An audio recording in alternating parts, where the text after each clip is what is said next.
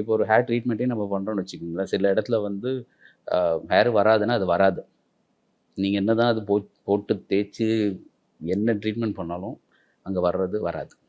So I'm being very upfront with you. Okay. So we cannot say lies and lies and lies over and again. என் பிஸ்னஸ்க்காக அது பொய் சொல்ற மாரி ஆயிடும்.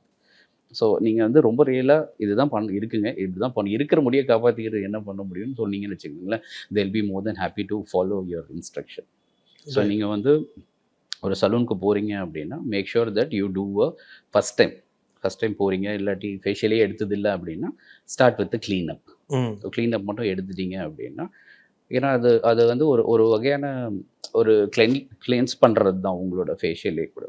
ஸோ அதுக்கப்புறம் நீங்க அடுத்த ப்ராசஸா ஃபேஷியலுக்குன்னு நீங்க போலாம்.